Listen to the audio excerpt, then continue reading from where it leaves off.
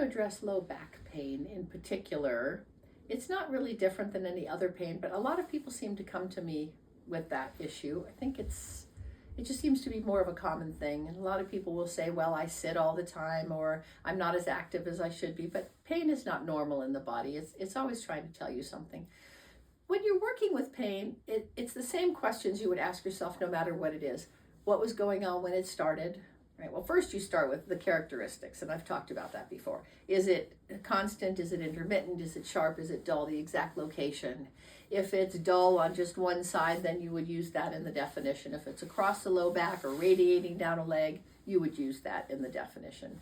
But if it doesn't resolve just by doing the pain words, even though I have this right low back pain going down to my toes, blah, blah, blah.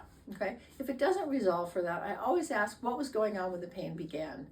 Sometimes it's completely unrelated. Somebody's last child went off to college and they were feeling the empty nest syndrome, right? Somebody had a belief, I talked about in another video, that he thought that because he chopped wood on the weekend after sitting all week, that was an automatic. Some people have a car accident, and for car accidents, that's the trauma you would release in a different way. You would tell the story while you're tapping on the points. Sometimes people get it stuck for that, but really I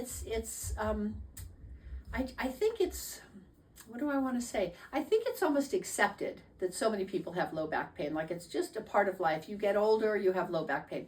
I don't believe that. I think that there's always a reason why the pain is there, and I think there's always a way to resolve that.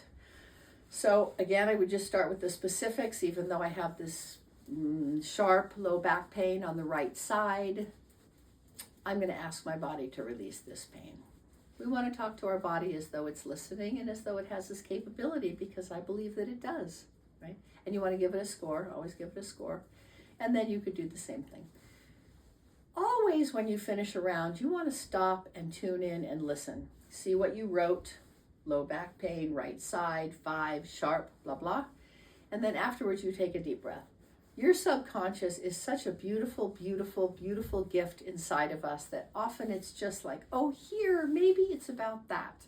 It often brings up thoughts or memories that come from seemingly nowhere whatsoever, and everything changes after that thing comes up. Like, oh,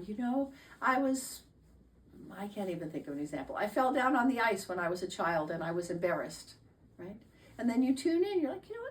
I think that embarrassment might still be there. So then you can just, even though I have this embarrassment in my low back, I like to put emotions into the physical part of the body that's hurting.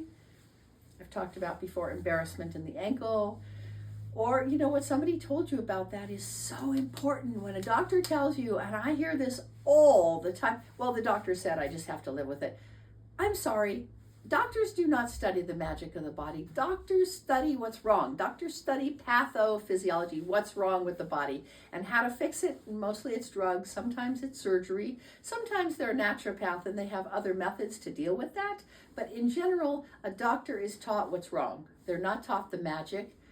I'm in awe of the body. I'm in awe all the time of my body, of everybody's body. I watch the healing around me, and it's amazing. So I think when we really tune into that and know that healing is absolutely, positively possible, it feels totally different. Even if you're in pain, then there's an acceptance. Like, I'm going to figure this out. That's what I have to say about low back pain. Thanks for watching.